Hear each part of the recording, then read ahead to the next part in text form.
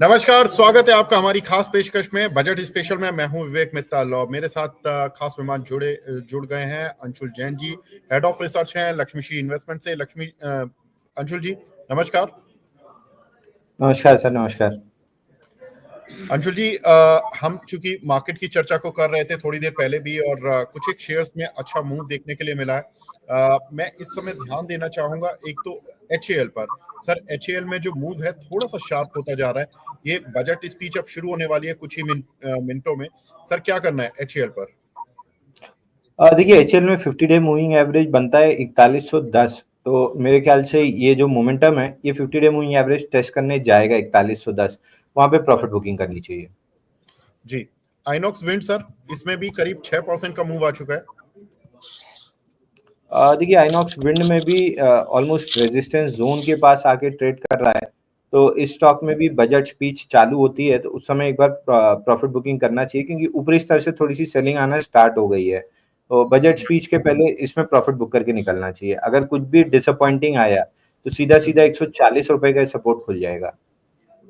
Okay sir,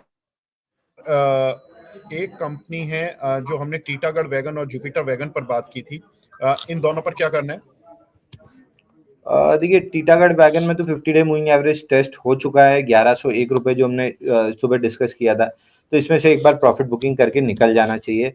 बढ़िया move आपको मिल गया है ओपनिंग में, तो उसको लेके बाहर हो लें। JWL में जरूर 20 डे मूविंग एवरेज और 445 का जो रेजिस्टेंस है वो दोनों ऑलमोस्ट सिमिलर लेवल पे है। 441 पे 20 डे मूविंग एवरेज है, 445 पे स्विंग हाई का रेजिस्टेंस है। तो इस जोन में आते आते इसमें प्रॉफिट बुकिंग कर लेना चाहिए जी। एक आपने RVNL सुबह बताया था, अच्छा इस काउंटर ने चला है 10 रुपए का मूव ये ओपन के बाद दे चुका है ऑलमोस्ट। अभी क्या करना है? देखिए 500 तक का मूव एक्सपेक्ट कर रहे थे जो कंप्लीट हो गया है। अब अगर सेकंड राउंड में 500 के ऊपर टिका तो फिर 520 525 तक निकलेगा। नहीं टिका तो बजट के बाद मतलब स्पीच के बाद मोस्ट लाइकली इन सब स्टॉक्स में प्रॉफिट बुकिंग आना स्टार्ट हो जाएगी। ठीक है अंशुल जी, एक काउंटर है HFCL। देखिए इस काउंटर में थोड़ा मूव देखने के लिए मिल रहा है, 4.5% ऊपर है। क्या लग रहा है कुछ बजट में या तो अनाउंसमेंट आने वाली है इस कंपनी या इस सेक्टर को लेकर? कुछ लग रहा है इस काउंटर पर? देखिए एकदम बीटन डाउन काउंटर है और आज वॉल्यूम के साथ चल रहा है। खड़ा है 20 डे मूविंग एवरेज पे। अगर 102 निकाल लेता है तो फिर 50 डे मूविंग एवरेज 110 रुपए 75 पैसे पे है। वहां तक प्रोबेबली आज या कल में टेस्ट कर लेगा। तो 102.50 ऑलरेडी निकलना स्टार्ट ही हो गया है। तो 110 रुपए 75 पैसे का टारगेट दिख रहा है मुझे। ठीक है अंशुल जी, इज माई ट्रिप ये काउंटर 8% ऊपर है, डेज हाई से थोड़ा के काफी नजदीक है। I think tour and travels को लेकर शायद सरकार प्रोत्साहन देने के मूड में लग रही है। अगर काउंटर को देखें तो इस समय ऐसा लग रहा है। सर क्या लग रहा है इस काउंटर पर क्या करना है? देखिए 18 दिन में 27.95 यानी 28% टूटा था। तो ये डेड कैट बाउंस है। जो स्विंग हाई 14 रुपए 86 पैसे और पूरी फॉल का 50% रिट्रेसमेंट है 15 रुपए 76 पैसे। वहां तक आराम से आ जाएगा, बट उसके ऊपर एक्स्ट्रापोलेट नहीं करना चाहिए क्योंकि डाउन ट्रेंडिंग काउंटर है। ठीक है HBL इंजन, हमने इस पे बात भी की थी। HBL पावर, HBL इंजन, इस काउंटर पर सर थोड़ा मूव दिख रहा है करीब 4% का।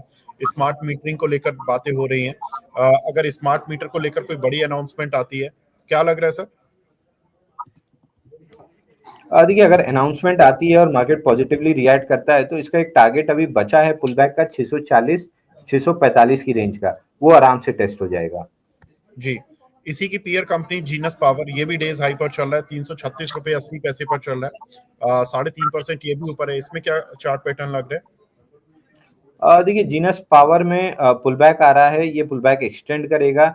मोस्ट लाइकली 360 362 रुपए तक की अपसाइड है। इस पुल बैक में एग्जिट करने की कोशिश ज्यादा करनी चाहिए।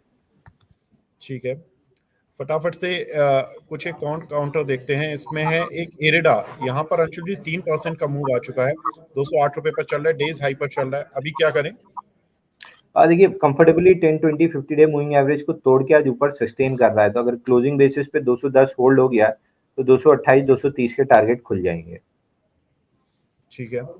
जेएम फाइनेंशियल, हालांकि इसका वैसे लेना देना नहीं है बजट से डायरेक्टली, लेकिन कहीं ना कहीं इन्वेस्टमेंट बैंकिंग की एक्टिविटीज या ब्रोकिंग इंडस्ट्री के लिए अगर कुछ पॉजिटिव होता है, तो क्या लग रहा है सर, काउंटर पर मूव बना रहेगा या अभी गिर जाएगा? देखिए काउंटर मूव बना रहना चाहिए। ये काउंटर 120 121 रुपए तक आपको अपसाइड दिखा सकता है। तो इस काउंटर में मूव बनी रहेगी और मेरे ख्याल से बजट में कुछ ना कुछ तो आना चाहिए, चाहे एसटीटी रिडक्शन करें या short term long term capital gain में कुछ बदलाव आए जो बाजार के लिए पॉजिटिव रहेगा। तो उस लिहाज से काउंटर्स में बज बन रहा है और कैरी फॉरवर्ड रहेगा 120-21 तक। जी। एनबीसीसी, हमारी सुबह भी बात भी हो रही थी कि एनबीसीसी अच्छा चलेगा और यहाँ से चला भी है, अभी 3.5% ऊपर है, डेज हाई पर है। क्या करना है सर? देखिए 105 का लेवल हमने डिस्कस किया था जो ऑलमोस्ट टेस्ट हो गया, 104-15 का हाई है। अब यहाँ से अगर इस स्टॉक को और तेज होना है तो 105 तोड़ के सस्टेन करना पड़ेगा। अभी उसकी प्रोबेबिलिटी कम दिख रही है, तो 105 के पास प्रॉफिट बुकिंग करें। अगर सस्टेन कर लेता है 1-2 घंटा 105 के ऊपर, तो फिर आप इसमें थोड़ा सा 120 तक के लिए प्ले कर सकते हैं, बट फिलहाल के लिए 105 पे एक बार प्रॉफिट बुक करके थोड़ा सा साइड बैठना चाहिए। जी। सुजलॉन सर, यहाँ पर अब अपर सर्किट लगने के लिए तैयार है, अपर सर्किट लगा रहेगा या अभी लगता है कि कोई यहाँ पर रेजिस्टेंस फेस करेगा ये काउंटर? देखिए 50 रुपए 60 पैसे का टारगेट था, वहीं पे हैमर बना के रिवर्स कर रहा है। तो लॉजिकली जो ब्रेकडाउन पॉइंट था 65 रुपए 60 पैसे, उसको टेस्ट करने जाना चाहिए। तो मेरे ख्याल से ये एक बार 65 रुपए 60 पैसे जाएगा, अगर बजट में कोई चीज नेगेटिव नहीं आती है तो ये इसी तरह सर्किट लगाते हुए 65 रुपए 60 पैसे का अपना टारगेट कंप्लीट कर लेगा। लेकिन बजट में अगर कुछ नेगेटिव आया तो फिर ये 50 रुपए तोड़ने के लिए नीचे आएगा। ठीक है। जेंसा टेक, इसमें करीब 9% का मूव देखने के लिए मिल रहा है आज। कोई स्पेशल, मुझे लग रहा है कोई अनाउंसमेंट लगता है, क्योंकि बजट डे पर अगर कुछ ऐसा काउंटर में मूव मिलता है तो कुछ अनाउंसमेंट से लिंक किया जाता है। क्या लग रहा है अंशुल जी? देखिए जनसा टेक में तो आया है बड़ा ब्रेकआउट, लेकिन मूव भी हो चुकी है वर्टिकल, तो अब फ्रेश बाई तो नहीं बनती है। लेकिन 137 दिन का कपनैंडल पैटर्न ब्रेकआउट है 850 पे, जिसका टारगेट है 1100 रुपए। तो अभी 150 रुपए और अपसाइड बची हुई है, लेकिन अब रिस्क रिवॉर्ड थोड़ा सा आपके फेवरेबल नहीं रह गया, इसलिए फ्रेश बाइंग तो नहीं कर सकते। लेकिन जिसके पास है उसको 850 के स्टॉप लॉस से होल्ड करना चाहिए। 1100 रुपए तक का टारगेट मिल सकता है इसमें। ठीक है। एग्री से जुड़ी कंपनी जीएईएल और हेडसन एग्रो, इन दोनों पर कुछ आपकी राय? जीएईएल इस स्टॉक में तो बहुत बीटन डाउन काउंटर है, एक पुल बैक आ सकता है 124 125 तक, बट उसके ऊपर मेरे को बहुत ज्यादा जाते हुए ये स्टॉक दिख नहीं रहा है। हैटसन एग्रो में अगर आप देखें तो चार्ट पैटर्न अंडर डेवलपमेंट है, बीटन डाउन काउंटर है, तो एक पुल बैक की तैयारी कर रहा है। अगर आज के सेशन में 970 टिका ले गया तो फिर ये स्टॉक 1000 या 1050 तक खींच लेगा। बिल्कुल। तो यहाँ पर काफी कुछ काउंटर्स हैं जहाँ पर कि हमने बजट से ठीक पहले कि डिकोड करने की कोशिश की है कि कौन से काउंटर्स हैं जहाँ पर कि आपको प्रॉफिट बुकिंग करनी चाहिए, कौन से काउंटर्स हैं जहाँ पर कि आपको बने रहना है। अंशुल जी, अदानी स्टॉक्स में मैं पूछना चाहता हूँ कि क्योंकि बजट में माना जाता है कि अदानी या रिलायंस को लेकर कुछ कहीं ना कहीं से इनको बेनिफिट मिल ही जाता है, क्योंकि इतनी सारी अनाउंसमेंट्स आती हैं। मैं फ्लैगशिप कंपनियों की बात करूंगा, अदानी एंटरप्राइजेज वर्सेस रिलायंस, किसी पर लग रहा है कि इनमें से मूव ज्यादा तेज रहेगा? देखिए अदानी में थोड़ा सा भी 10-20 डे मूविंग एवरेज नीचे की तरफ है, तो इसको मेहनत ज्यादा करनी पड़ेगी। चलते हुए तो दोनों दिख रहे हैं, बट अदानी को थोड़ी ज्यादा मेहनत करनी पड़ेगी। 2457 तक आ सकता है काउंटर। रिलायंस में थोड़ा सा ईज ऑफ मूवमेंट ज्यादा है, तो मेरे को लग रहा है कि रिलायंस कहीं भी 1290 1300 रुपए टेस्ट करना चाहिए। लेकिन स्टैंडर्ड डिस्क्लेमर, रिलायंस मेरे पर्सनल पोर्टफोलियो में है। ठीक है। काफी सारे दर्शक हैं जो कि सवाल पूछ रहे हैं अंशुल जी। चेन्नई पेट्रो पर सादिक पाशा जी का सवाल है, चेन्नई पेट्रो में क्या करें सर? देखिए चेन्नई पेट्रो में यहाँ से एक बाउंस बैक मिल सकता है आपको 605 तक के लिए, बट बाउंस बैक को बाउंस बैक की तरह प्ले करके एग्जिट कर लीजिएगा। आई वुड नॉट सजेस्ट कि फ्रेश लॉन्ग आप कीजिए, बट अगर कर ही रहे हैं तो बहुत जल्दी से एग्जिट भी कर लीजिएगा। जी।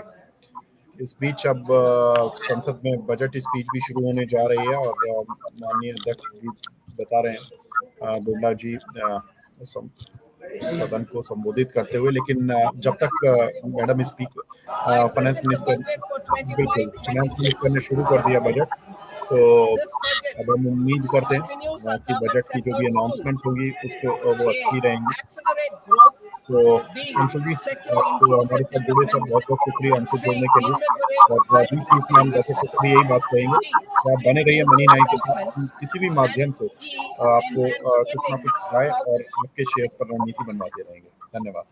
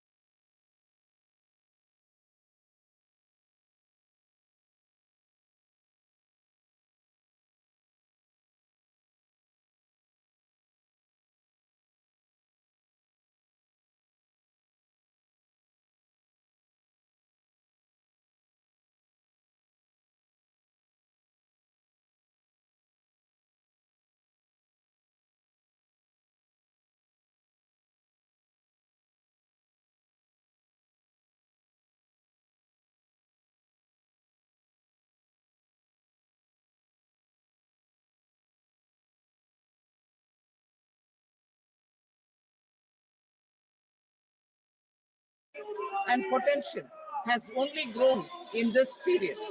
We see the next 5 years as a unique opportunity to realize Sabka Vikas, stimulating balanced growth of all regions. The great Telugu poet and playwright Gurujada Apparao had said, Deshamante matti kadoy, Deshamante manushuloy, meaning a country is not just its soil, a country is its people. In line with this,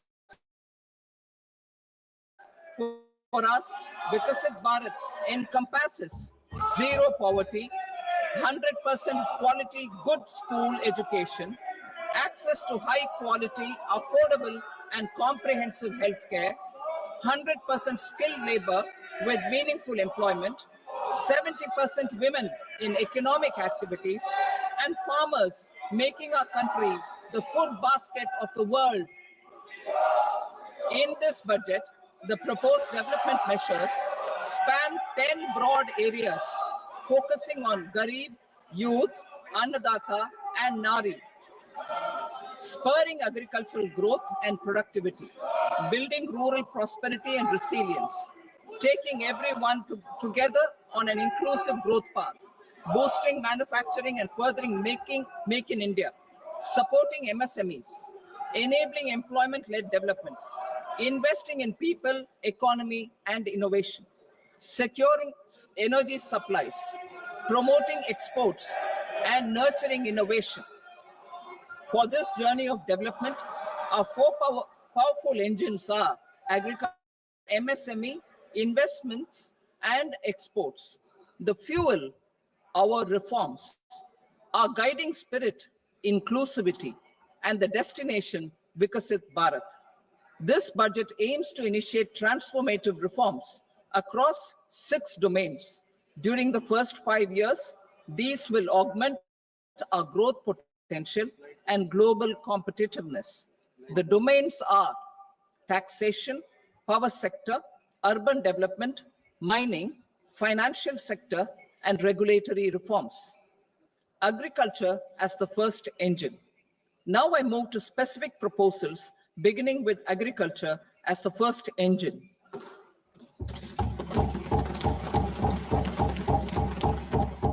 Prime Minister Dhan Dhanya Krishi Yojana, developing agri-districts program. Motivated by the success of the aspirational district program, our government will undertake a Prime Minister Dhan Dhanya Krishi Yojana in partnership with states. Through the convergence of existing schemes and specialized measures, the program will cover 100 districts with low productivity, moderate crop intensity, and below average credit parameters. It aims to 1. Enhance agricultural productivity, 2. Adopt crop diversification and sustainable agricultural practices, 3. Augment post-harvest storage at the panchayat and block level, 4, improve irrigation facilities. And 5, facilitate availability of long-term and short-term credit. This program is likely to help 1.7 crore farmers. Building rural prosperity and resilience. A comprehensive multi-sectoral rural prosperity and resilience program will be launched in partnership with the states. This will address underemployment in agriculture through skilling, investment, technology, and invigorating the rural economy. The goal is to generate ample opportunities in rural areas so that migration is an option but not a necessity. The program will focus on rural women, young farmers, rural youth, marginal and small farmers, and landless families. The details are in Annexure A. Domestic best practices will be incorporated, and appropriate technical and financial assistance will be sought from multilateral development banks. In phase 1, 100 developing agri-districts will be covered. Atmanirbharta in pulses. Our government is implementing the National Mission for Edible Oil Seed for achieving Atmanirbharta in edible oils. Our farmers have the capability to grow enough for our needs and more. 10 years ago, we made concerted efforts and succeeded in achieving near self-sufficiency in pulses. Farmers responded to the need by increasing the cultivated area by 50%, and government arranged for procurement and remunerative prices. Since then, with rising incomes and better affordability, our consumption of pulses has increased significantly.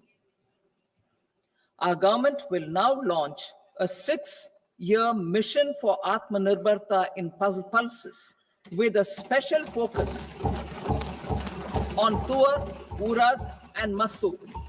Details are in Annexure B. Central agencies such as NAFED and NCCF will be ready to procure these 3 pulses as much as offered during the next 4 years from farmers who register with these agencies and enter into agreements. Comprehensive program for vegetables and fruits. It is encouraging that our people are increasingly becoming aware of their nutritional needs. It is a sign of a society becoming healthier. With rising income levels, the consumption of vegetables, fruits, and Sri Anna is increasing significantly. A comprehensive program to promote production, efficient supplies, processing, and remunerative prices for farmers will be launched in partnership with the states. Appropriate institutional mechanisms for implementation and participation of farmer producer organizations and cooperatives will be set up. Makhana board in Bihar. For this, there is a special opportunity for the people of Bihar. A Makhana board will be established in the state to improve production, processing, value addition, and marketing of Makhana. The people engaged in these activities will be organized into FPOs. The board will provide hand-holding and training support to Makhana farmers and will also work to ensure they receive the benefits of all relevant government schemes. A national mission on high-yielding seeds will be launched, aimed at 1, strengthening research ecosystem, 2, targeted development and propagation of seeds with high yield, pest resistance, and climate resilience, and 3, commercial availability of more than 100 seed varieties released since July 2024. India ranks second largest globally in fish production and aquaculture. Seafood exports are valued at 60,000 crore rupees. To unlock the untapped potential of the marine sector, our government will bring in an enabling framework for sustainable harnessing of fisheries from Indian Exclusive Economic Zone and high seas, with a special focus on the Andaman and Nicobar and Lakshadweep Islands. For the benefit of lakhs of cotton growing farmers, I am pleased to announce a mission for cotton productivity. This 5-year mission will facilitate significant improvements in productivity and sustainability of cotton farming and promote extra long staple cotton varieties. The best technology support will be provided to farmers. Aligned with our integrated 5F vision for the textile sector, this will help in increasing incomes of the farmers and ensure a steady supply of quality cotton for rejuvenating India's traditional textile sector. Kisan credit cards facilitate short-term loans for 7.7 crore farmers, fishermen, and dairy farmers. The loan limit under modified interest subvention scheme will be enhanced from 3 lakh rupees to 5 lakh rupees for loans taken through the KCC.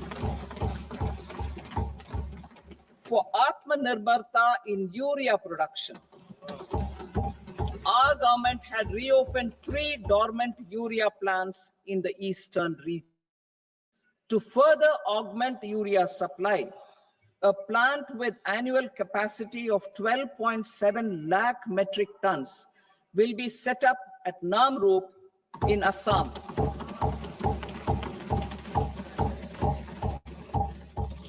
India Post, with 1.5 lakh rural post offices, complemented by the India Post Payment Bank and a vast network of 2.4 lakh Dak Sevaks, will be repositioned to act as a catalyst for the rural economy. Details are at Annexure C. India Post will also be transformed as a large public logistics organization. This will meet the rising needs of Vishwakarmas, new entrepreneurs, women, self-help groups, MSMEs, and the large business organizations. Our government will provide support to NCDC for its lending operations for the cooperative sector. MSMEs as the second engine. Now I move to MSMEs as the second engine, which encompasses manufacturing and services with a focus on MSMEs numbering 5.7 crores. Currently, over 1 crore registered MSMEs, employing 7.5 crore people and generating 36% of our manufacturing, have come together to position India as a global manufacturing hub. With their quality products, these MSMEs are responsible for 45% of our exports. To help them achieve higher efficiencies of scale, technological upgradation, and better access to capital, the investment and turnover limits for classification of all MSMEs will be enhanced to 2.5 and 2 times respectively. This will give them the confidence to grow and generate employment for our youth. The details are given in Annexure D. To improve access to credit, the credit guarantee cover will be enhanced. First, for micro and small enterprises from 5 crore to 10 crore rupees, leading to additional credit of 1.5 lakh crores in the next 5 years. Second, for startups from 10 crore rupees to 20 crore rupees, with the guarantee fee being moderated to 1% for loans in 27 focus sectors, which are important for Atmanirbhar Bharat. And for well-run exporter MSMEs, for term loans up to 20 crore rupees. Also for the micro enterprises, we will introduce customized credit cards with a 5 lakh rupee limit for micro enterprises registered on Udyam portal. In the first year, 10 lakh such cards will be issued. Fund of funds for startups. The alternate investment fund, AIFs, for startups have received commitments of more than 91,000 crores rupees. These are supported by the fund of funds set up with the Government of India's contribution of 10,000 crore rupees. Now, a new fund of funds with expanded scope and a fresh contribution of another 10,000 crore rupees will be set up.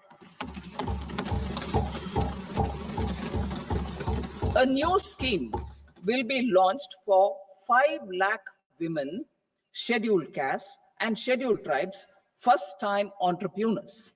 This will provide term loans up to 2 crore rupees during the next 5 years. The scheme will incorporate lessons from the successful Stand Up India scheme. Online capacity building for entrepreneurship and managerial skills will also be organized. Measures for labor-intensive sectors. To promote employment and entrepreneurship opportunities in labor-intensive sectors, our government will undertake specific policy and facilitation measures. To enhance the productivity, quality, and competitiveness of India's footwear and leather sector, a focused product scheme will be implemented. The scheme will support design capacity, component manufacturing, and machinery required for production of non-leather quality footwear, besides the support for leather footwear and products. The scheme is expected to facilitate employment for 22 lakh persons, generate over 4 lakh crore rupees, and exports of over 1.1 lakh crore rupees. Measures for the toys sector. Building on the National Action Plan for Toys, we will implement a scheme to make India a global hub for toys. The scheme will focus on development of clusters, skills, and a manufacturing ecosystem that will create high quality, unique, innovative, and sustainable toys that will represent the Made in India brand. Support for food processing. In line with our commitment towards Purvodaya, we will establish a National Institute of Food Technology, Entrepreneurship, and Management in Bihar. The institute will provide a strong fillip to food processing activities in the entire eastern region. This will result in 1. Enhanced income for the farmers through value addition to their produce, and 2.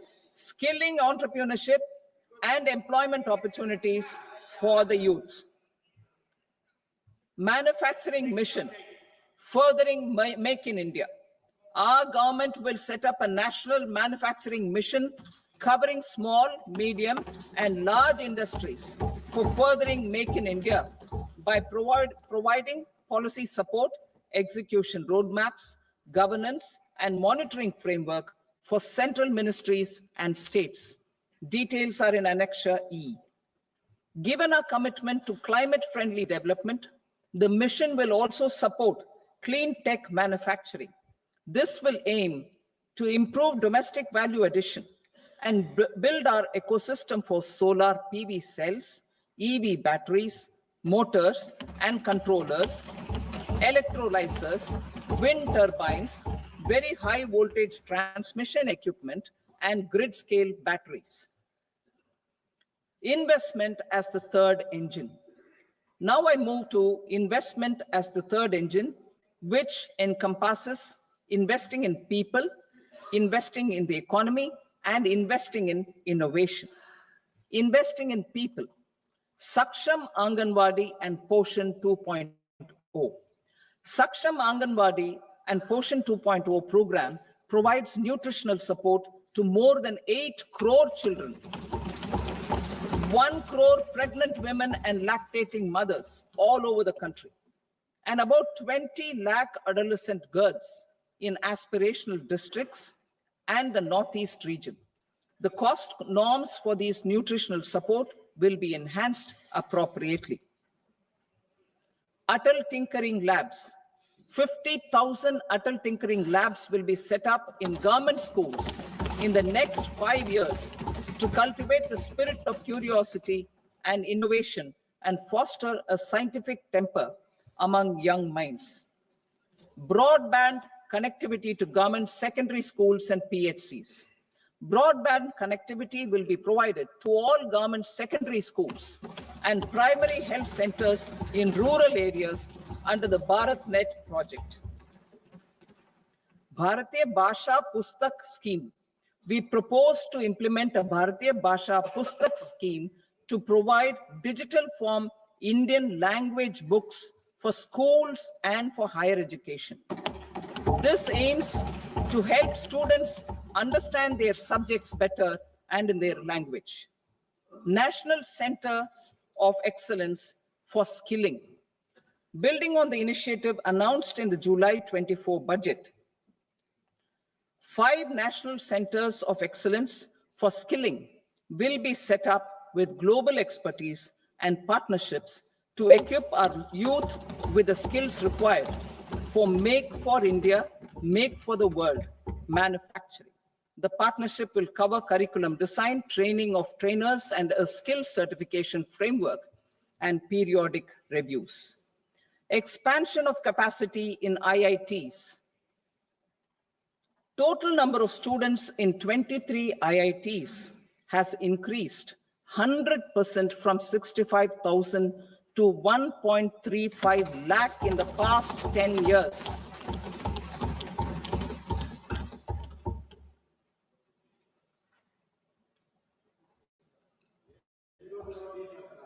Additional infrastructure will be created in the 5 IITs started after 2014 to facilitate education for 6,500 more students.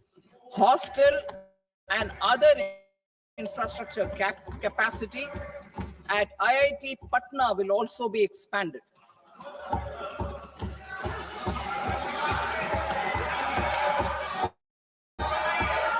Center of Excellence. Center of Excellence in AI for Education. I had announced 3 centers of excellence in artificial intelligence for agriculture, health, and sustainable cities in 2023. Now a center of excellence in artificial intelligence for education will be set up with a total outlay of 500 crores. Expansion of medical education. Our government has added almost 1.1 lakh undergraduate and postgraduate medical education seats in 10 years, an increase of 130%. In the next year, 10,000 additional seats will be added in medical colleges and hospitals towards the goal of adding 75,000 seats in the next 5 years. Daycare and cancer centers in all district hospitals. Our government will facilitate setting up of daycare cancer centers in all district hospitals in the next 3 years. 200 centers will be established in 25-26 itself. Strengthening urban livelihoods. Our government has been giving priority to assisting urban poor and vulnerable groups. A scheme for socio-economic upliftment of urban workers will be implemented to help them improve their incomes, have sustainable livelihoods, and a better quality of life. PM Swanidhi scheme has benefited more than 68 lakh street vendors, giving them respite from high interest informal sector loans. Building on this success, the scheme will be revamped with enhanced loans from banks, UPI-linked credit cards with 30,000 rupees limit, and capacity building support. Social Security scheme for welfare of online platform workers. Gig workers of online platforms provide great dynamism to the new age services economy. Recognizing their contribution, our government will arrange for their identity cards and registration on the e-Shram portal. They will be provided healthcare under PM Jan Arogya Yojana. This measure is likely to assist nearly 1 crore gig workers.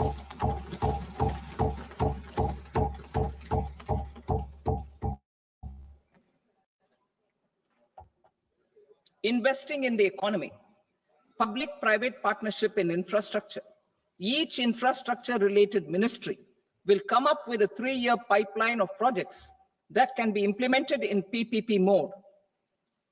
States will also be encouraged to do so and can seek support from the India Infrastructure Project Development Fund, which is a scheme to prepare PPP proposals. Support to states for infrastructure. An outlay of 1.5 lakh crore is proposed for the 50-year interest-free loans to states for capital expenditure and incentives for reforms. Building on the success of the first asset monetization plan announced in 2021, the second plan for 2025 to 30 will be launched to plow back capital of 10 lakh crore in new projects. Regulatory and fiscal measures will be fine-tuned to support the plan. Jal Jeevan Mission. Since 2019, 15 crore households representing 80% of India's rural population have been provided access to portable tap water connections. To achieve 100% coverage, I am pleased to announce the extension of this mission until 2028 with an enhanced total outlay. The mission's focus will be on the quality of infrastructure and O&M of rural piped water supply schemes through Jan Bhagidari. A separate MOU or separate MOUs will be signed with the states and union territories to ensure sustainability and citizen-centric water services delivery. Urban sector reforms. Building on the July budget proposals, urban sector reforms related to governance, municipal services, urban land, and planning will be incentivized. Urban Challenge Fund. The government will set up an urban challenge fund of 1 lakh crore rupees to implement the proposals for cities as growth hubs, creative redevelopment of cities, and for water and sanitation purposes announced in the July budget. This fund will finance up to 25% of the cost of bankable projects, with a stipulation that at least 50% of the cost is funded from bonds, bank loans, and PPPs. An allocation of 10,000 crore is proposed in 2025-26. Power sector reforms. We will incentivize electricity distribution reforms and augmentation of intra-state transmission capacity by states. This will improve financial health and capacity of electricity companies. Additional borrowing of 0.5% of GSDP will be allowed to states contingent on these reforms. Nuclear energy mission for Vikasit Bharat. Development of at least 100 gigawatt of nuclear energy by 2047 is essential for our energy transition efforts. For an active partnership with the private sector towards this goal, amendments to the Atomic Energy Act and the Civil Liability for Nuclear Damage Act will be taken up. A nuclear energy mission for research and development of small modular reactors with an outlay of 20,000 crore will be set up. At least 5 indigenously developed small modular reactors will be operationalized by 2033. Shipbuilding. The shipbuilding financial assistance policy will be revamped to address cost disadvantages. This will also include credit notes for shipbreaking in Indian yards to promote the circular economy. Large ships above a specified size will be included in the infrastructure harmonized master list. Shipbuilding clusters will be facilitated to increase the range, categories, and capacity of ships. This will include additional infrastructure, facilities, skilling, and technology to develop the entire ecosystem. Maritime Development Fund. For long-term financing for the maritime industry, a Maritime Development Fund with a corpus of 25,000 crore rupees will be set up. This will be for distributed support and promoting competition. This will have up to 49% contribution by the government, and the balance will be mobilized from ports and from private sector. UDAN regional connectivity schemes. UDAN has enabled 1.5 crore middle-class people to meet their aspirations for speedier travel. The scheme has connected 88 ports, airports, and operationalized 690 routes. Inspired by that success, a modified UDAN scheme will be launched to enhance regional connectivity to 120 new destinations and carry 4 crore passengers in the next 10 years. 4 crore additional passengers in the next 10 years. The scheme will also support helipads and smaller airports in hilly, aspirational, and northeast regional districts. Greenfield airports will be facilitated in Bihar to meet the future needs of the state. These will be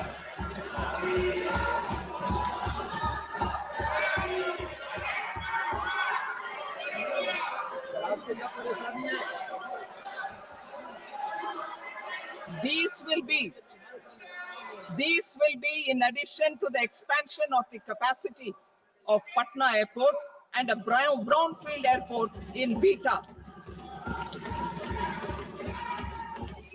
Western Kosi Canal project in Mithilanchal. Financial support will be provided for the Western Kosi Canal ERM project, benefiting a large number of farmers cultivating over 50,000 hectares of land in the Mithilanchal region of Bihar. Mining sector reforms. Mining sector reforms, including those for minor minerals, will be encouraged through sharing of best practices and institutions of a state mining index. A policy for recovery of critical minerals from tailings will be brought out. Under the special window for affordable and mid-income housing, SWAMI, 50,000 dwelling units in stressed housing projects and keys handed over to home buyers. Another 40,000 units will be completed in 2025, further helping middle-class families who are paying EMIs on loans taken for apartments while also paying rent for their current dwellings. Building on this success, SWAMI Fund 2 will be established as a blended finance facility with contribution from the government, banks, and private investors. This fund of 15,000 crore rupees will aim for expeditious completion of another 1 lakh units. PM Gati Shakti data for private sector. For furthering PPPs and assisting the private sector in project planning, access to relevant data and maps from the PM Gati Shakti portal will be provided. Tourism for employment-led growth.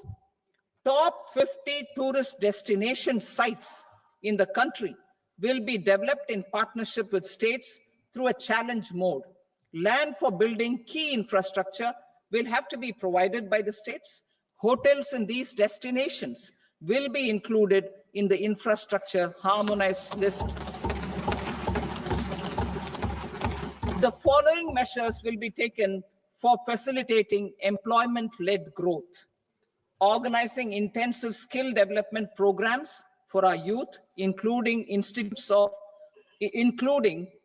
institutes of hospitality management, providing mudra loans for homestays, improving ease of travel and connectivity to tourist destinations, providing performance-linked incentives to states for effective destination management, including tourist amenities, cleanliness, and marketing efforts, and introducing streamlined e-visa facilities along with visa fee waivers for certain tourist groups.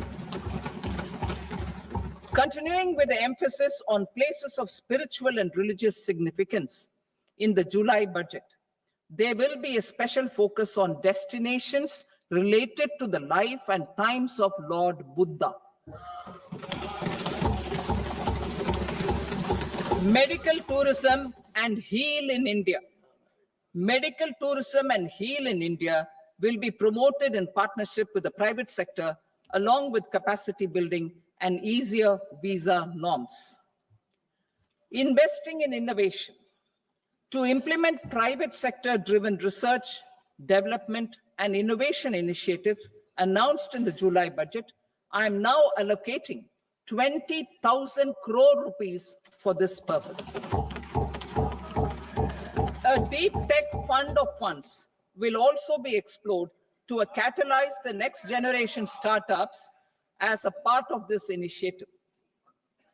In the next 5 years, under the PM Research Fellowship Scheme, we will provide 10,000 fellowships for technological research in IITs and IISc with enhanced financial support. The second gene bank with 10 lakh germplasm lines will be set up for future food and nutritional security. This will provide conservation support to both public and private sectors for genetic resources. We will start a national geospatial mission to develop foundational geospatial infrastructure and data. Using PM Gati Shakti, this mission will facilitate modernization of land records, urban planning, and design of infrastructure projects. A Gyan Bharatam mission for survey, documentation, and conservation of our manuscript heritage with academic institutions, museums, libraries, and private collectors will be undertaken to cover more than 1 crore manuscripts.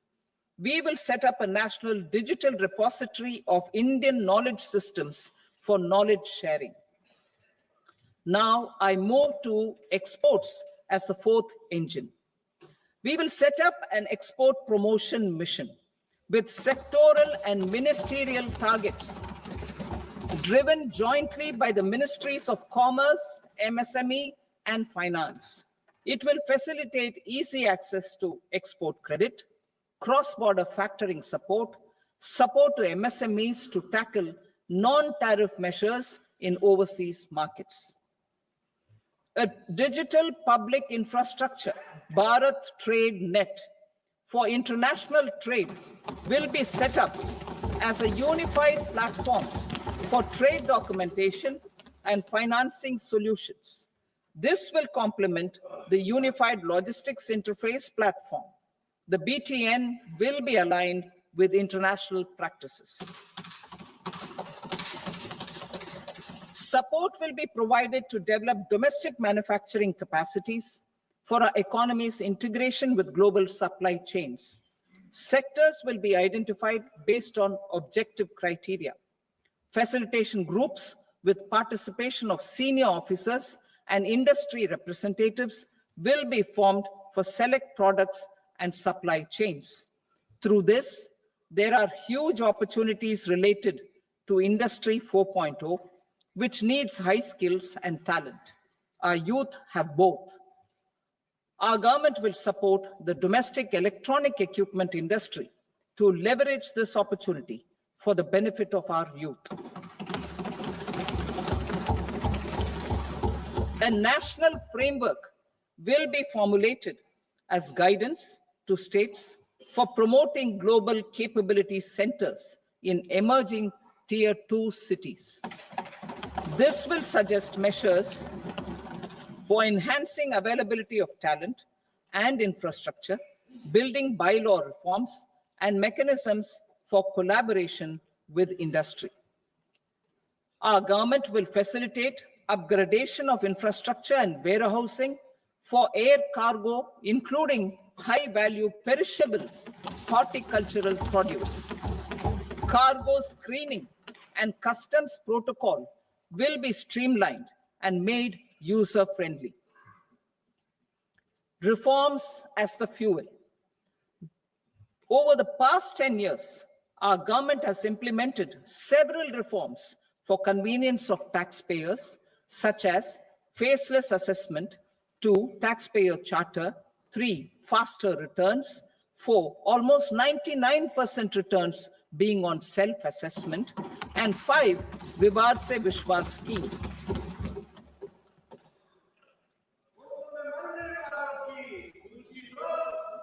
Continuing these efforts, I reaffirm the commitment of the tax department to trust first, scrutinize later. I also propose to introduce the new income tax bill next week. I will detail the indirect tax reforms and changes in direct taxes in Part B. Financial sector reforms. The FDI limit for the insurance sector will be raised from 74 to 100%. This enhanced limit will be available for those companies which invest the entire premium in India. The current guardrails and conditionalities associated with foreign investment will be reviewed and simplified. The services of India Post Payment Bank will be deepened and expanded in rural areas. NABFID will set up a partial credit enhancement facility for corporate bonds for infrastructure. Public sector banks will develop Grameen Credit Score Framework to serve the credit needs of SHG members and people in rural areas. A forum for regulatory coordination and development of pension products will be set up. To implement the earlier announcement on simplifying the KYC processes, the revamped central KYC registry will be rolled out in 2025. We will also implement a streamlined system for periodic updating. Requirements and procedures for speedy approval of company mergers will be rationalized. The scope for fast-track mergers will also be widened and the process made simpler.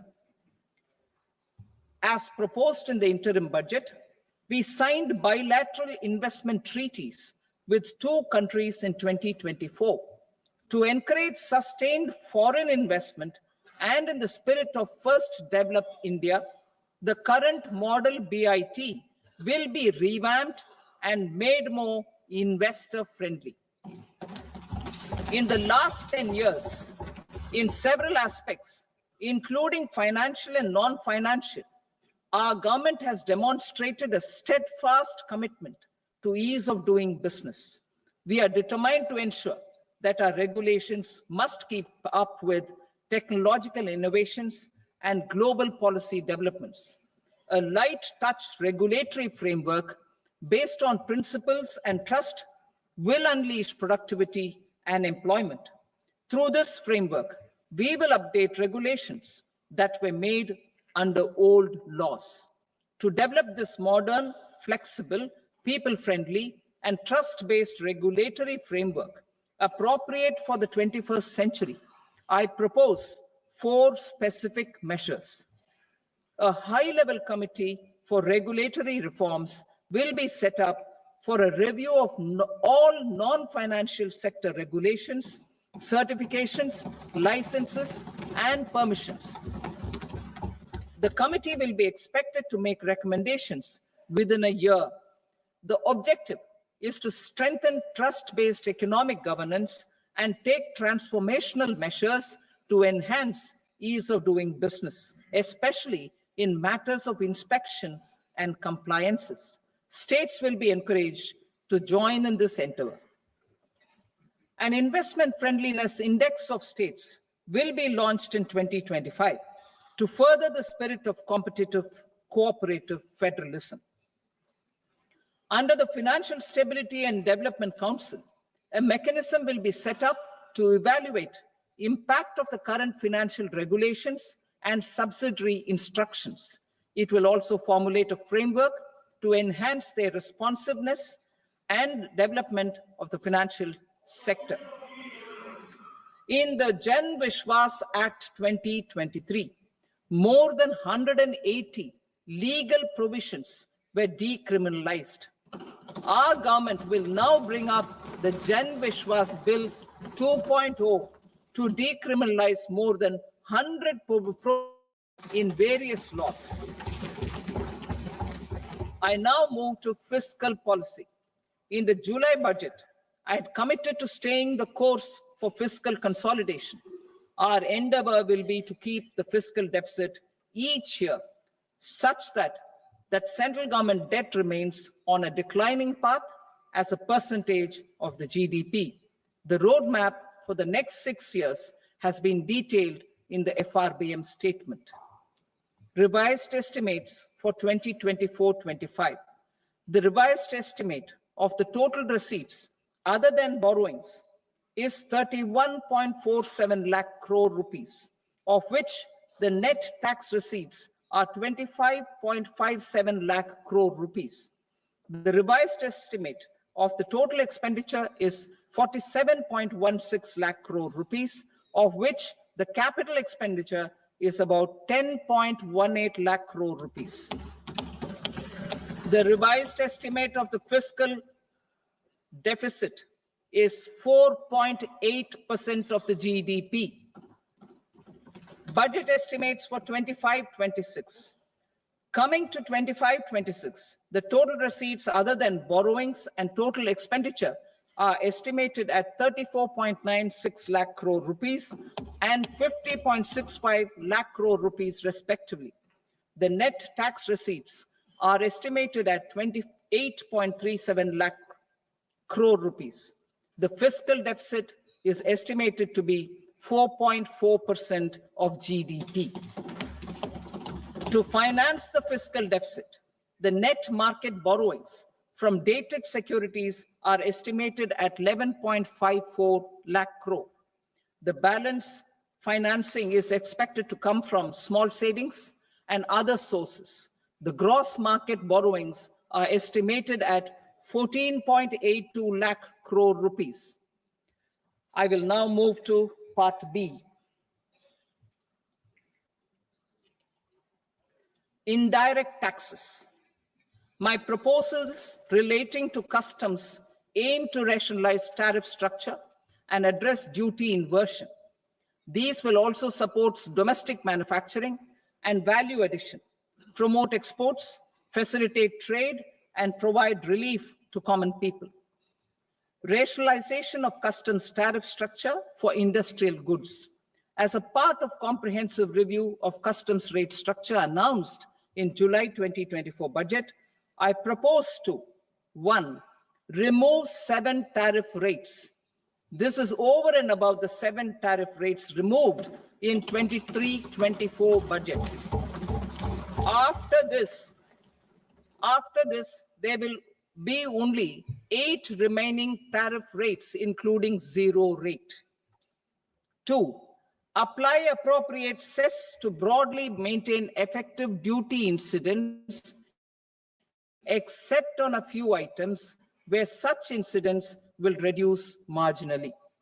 3, levy not more than one cess or surcharge. Therefore, I propose to exempt social welfare surcharge on 82 tariff lines that are subject to a cess. I shall now take up sector-specific proposals.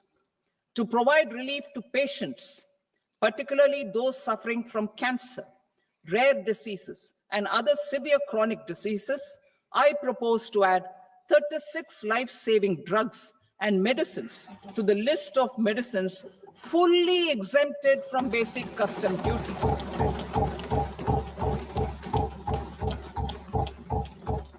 I also propose to add 6 life-saving medicines to the list attracting concessional custom duty of 5%. Full exemption and concessional duty will also respectively apply on the bulk drugs for manufacture of the above. Specified drugs and medicines under patient assistance programs run by the pharmaceutical companies are fully exempt from BCD, provided the medicines are supplied free of cost to the patients. I propose to add 37 more medicines along with 13 new patient assistance programs. Support to domestic manufacturing and value addition. Critical minerals. In the July 2024 budget, I had fully exempted BCD on 25 critical minerals that are not domestically available. I had also reduced BCD of 2 other such minerals to provide a major fillip to their processing, especially by MSMEs. Now, I propose to fully exempt cobalt powder and waste, the scrap of lithium-ion battery, lead, zinc, and 12 more critical minerals.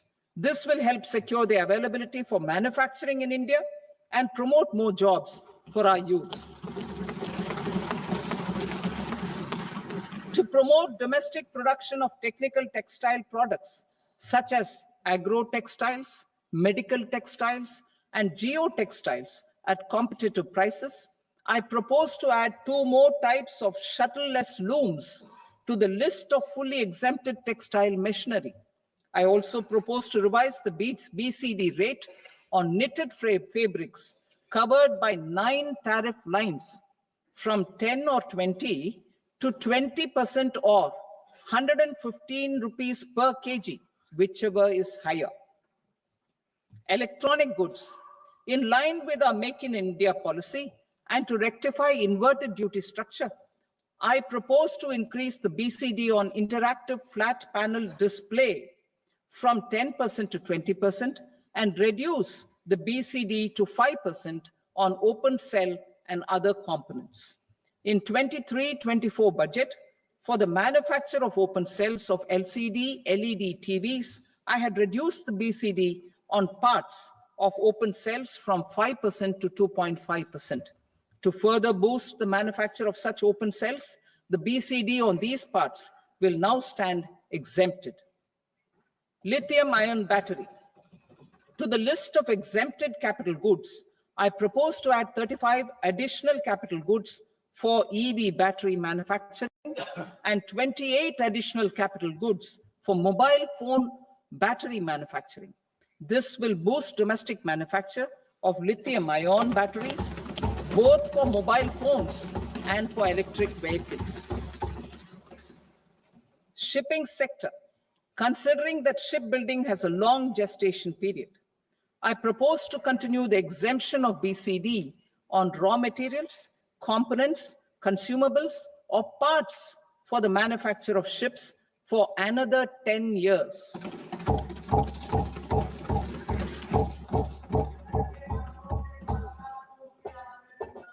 I also propose the same dispensation for shipbreaking to make it more competitive. Telecommunication. To prevent classification disputes, I propose to reduce the BCD from 20% to 10% on carrier-grade Ethernet switches to make it at par with non-carrier-grade Ethernet switches. Export promotion. To facilitate exports of handicrafts, I propose to extend the time period for export from 6 months to 1 year, further extendable by another 3 months if required. I also propose to add 9 items to the list of duty-free inputs. Leather sector. I propose to fully exempt BCD on wet blue leather to facilitate imports for domestic value addition and employment. I also propose to exempt crust leather from 20% export duty to facilitate exports by small tanners. Marine products. To enhance India's competitiveness in the global seafood market, I propose to reduce BCD from 30% to 5% on frozen fish paste, surimi, for manufacture and export of its analog products. I also propose to reduce BCD from 15% to 5% on fish hydrolysates for manufacture of fish and shrimp feed. In July 2024 budget, to promote development of domestic MROs for aircraft and ships, I had extended the time limit for export of foreign origin goods that were imported for repairs from 6 months to 1 year and further extendable by 1 year. I now propose to extend the same dispensation for railway goods. Time limit for provisional assessment. Presently, the Customs Act 1962 does not provide any time limit to finalize provisional assessments, leading to uncertainty and cost to trade. As a measure of promoting ease of doing business, I propose to fix a time limit of 2 years, extendable by a year, for finalizing the provisional assessment. I propose to introduce a new provision that will enable importers or exporters, after clearance of goods, to voluntarily declare material facts and pay duty with interest but without penalty. This will incentivize voluntary compliance. However, this will not apply in cases where department has already initiated audit or investigation proceedings. For industry to better plan their imports, I propose to extend the time limit for the end use of imported inputs in the relevant rules from 6 months to 1 year. This will provide operational flexibility in view of cost and uncertainty of supply. Further, such importers will now have to file only quarterly statements instead of a monthly statement.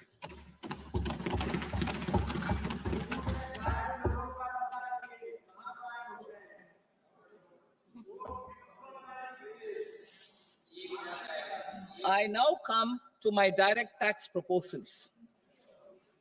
In Part A, I have briefly underlined taxation reforms as one of key reforms to realize our vision of Vikasit Bharat. In respect of criminal law, our government had earlier ushered in Bharatiya Nyaya Sanhita, replacing Bharatiya Danda Sanhita. I am happy to inform this august House and the country that for new income tax bill will carry forward the same spirit of Nyaya in its drafting as well. The new bill will be clear and direct in text, with close to half of the present law in terms of both chapters and words. It will be simple to understand for taxpayers and tax administrators, leading to tax certainty and reduced litigation. Reforms, however, are not a destination. They are means to achieve good governance for our people and economy. Providing good governance primarily involves being responsive. Tirukural captures this in verse 542, which reads, "Vaanokki vaazhum ulagallam, mannavan kol nokki vaazhum kudi," meaning, just as the living beings live expecting rains, citizens live expecting good governance. Our government is committed to keeping an ear to the ground and a finger on the pulse and responding while balancing our national building efforts. While balancing our nation building efforts, the following measures will detail just how our government will, under the guidance of PM Modi, has taken steps to understand and address. I repeat that sentence, sir. The following measures will detail just how our government, under the guidance of PM Modi, has taken steps to understand and address the needs voiced by our citizens. My tax proposals are guided by this spirit. The objectives of my proposals are as follows. Personal income tax reforms with special focus on middle class. Rationalization of TDS and TCS for easing difficulties. Encouraging voluntary compliance. Reducing compliance burden. Ease of doing business, employment, and investment. I will come to my proposal on personal income tax towards the end. TDS and TCS, rationalization for easing difficulties. I propose to rationalize tax deduction at source, TDS, by reducing the number of rates and thresholds above which TDS is deducted. Further, threshold amounts for tax deduction will be increased for better clarity and uniformity. The limit for tax deduction on interest for senior citizens is being doubled from the present 50,000 rupees to 1 lakh rupees. Similarly, the annual limit of 2.40 lakh rupees for TDS on rent is being increased to 6 lakh rupees. This will reduce the number of transactions liable to TDS, thus benefiting small taxpayers receiving small payments. The threshold to collect tax at source, the TCS, on remittances under RBI's liberalized remittance scheme, the LRS, is proposed to be increased from 7 lakh to 10 lakhs. I also propose to remove TCS on remittances for education purposes, where such remittances is taken from a specified financial institution.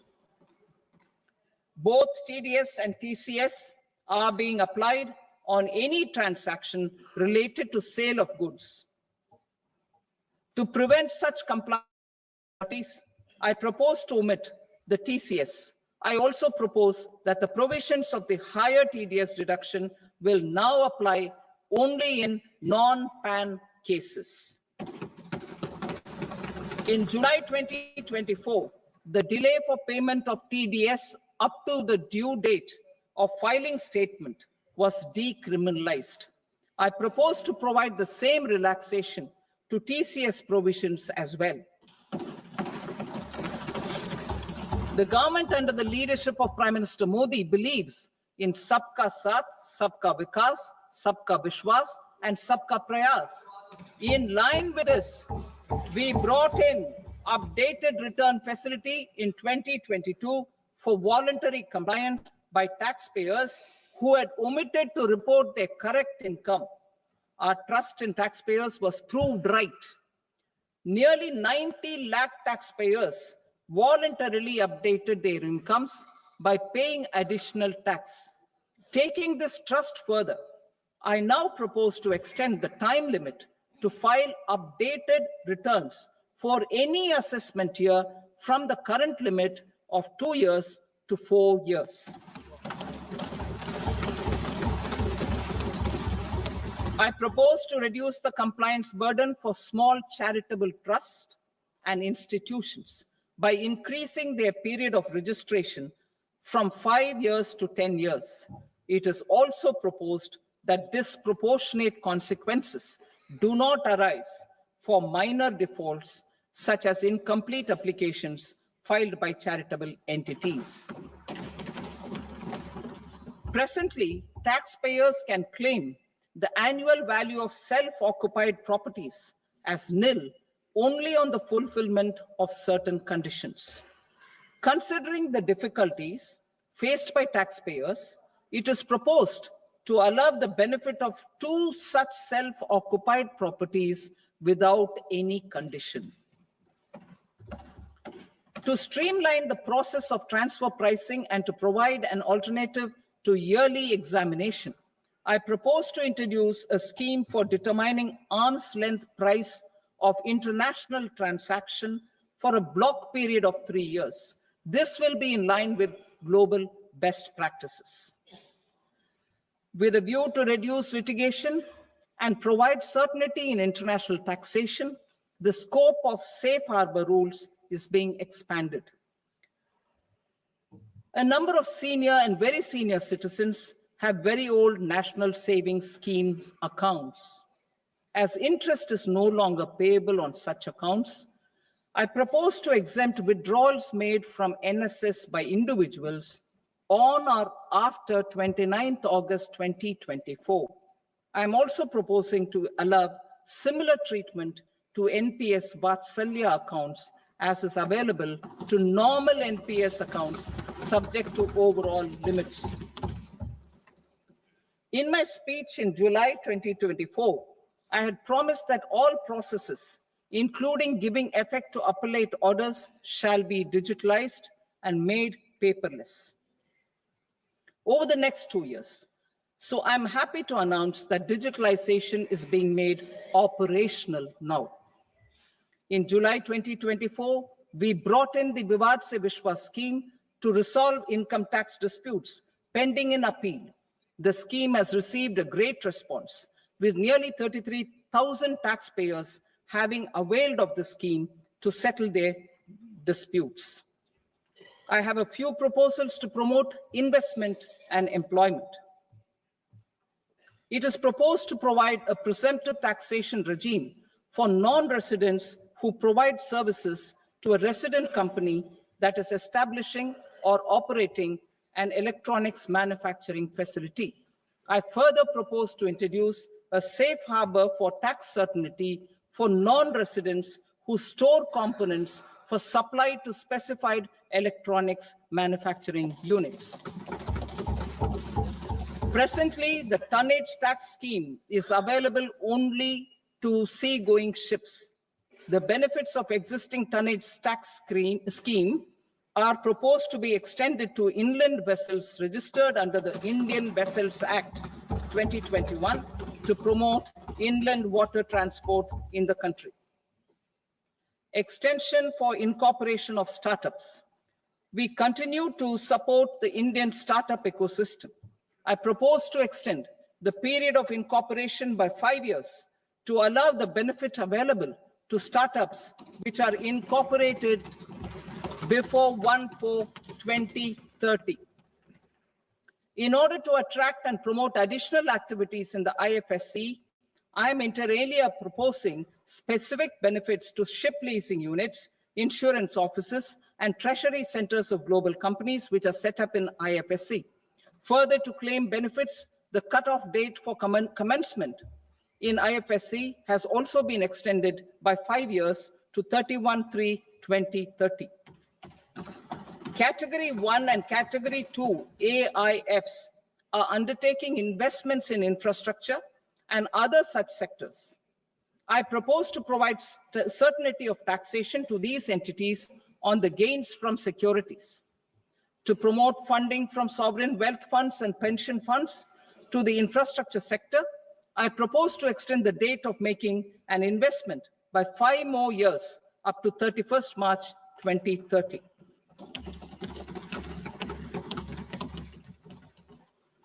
Personal income tax reforms with special focus on middle class. Democracy, demography, and demand are the key support pillars in our journey towards Vikasit Bharat. The middle class provides strength for India's growth. This government, under the leadership of Prime Minister Modi, has always believed in the admirable energy and ability of the middle class in nation building. In recognition of their contribution,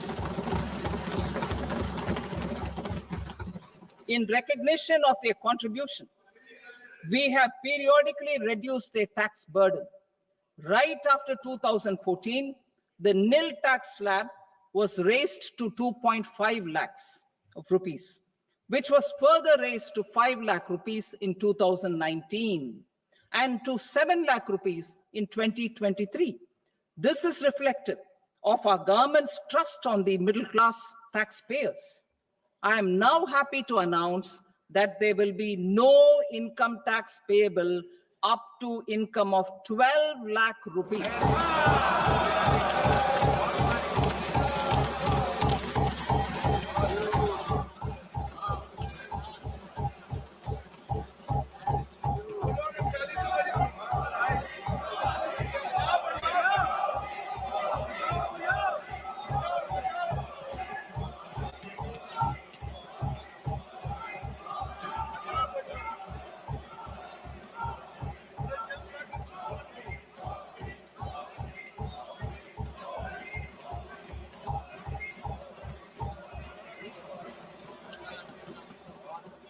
So, average income of 1 lakh per month, other than the special rate income such as capital gains, under the new regime.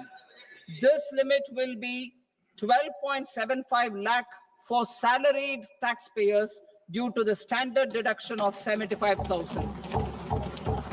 Slabs and rates are being changed across the board to benefit all taxpayers. The new structure will substantially reduce the taxes of the middle class and leave more money in their hands, boosting household consumption, savings, and investment. In the new tax regime, I propose to revise tax rate structures as follows: 0 to 4 lakh rupees nil, 4.8 lakh rupees to 4 to 8 lakh rupees 5%, 8 to 12 lakh rupees 10%, 12 to 16 lakh rupees 15%, 16 to 20 lakh rupees 20%, 20 to 24 lakh rupees 25%, and above 24 lakh rupees 30%. To taxpayers up to 12 lakh of normal income, other than special rate income such as capital gains. I read that again. To taxpayers up to 12 lakh of income, other than special rate income such as capital gains, tax rebate is being provided in addition to the benefit due to slab rate reduction in such a manner that there is no tax payable by them.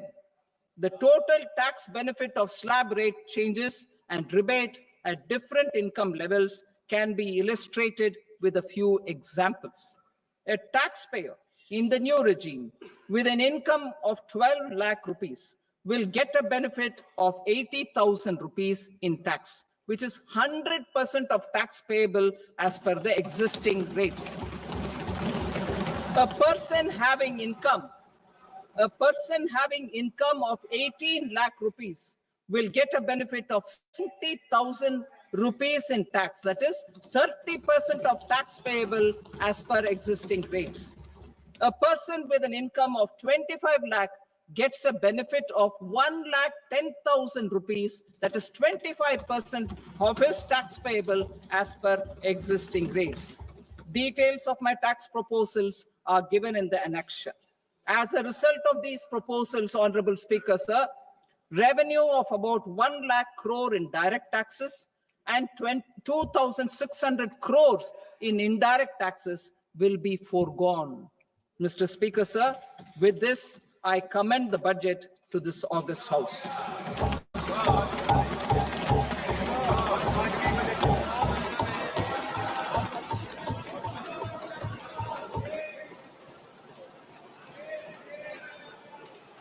Item number 2, Srimati Nirmala Sitharaman.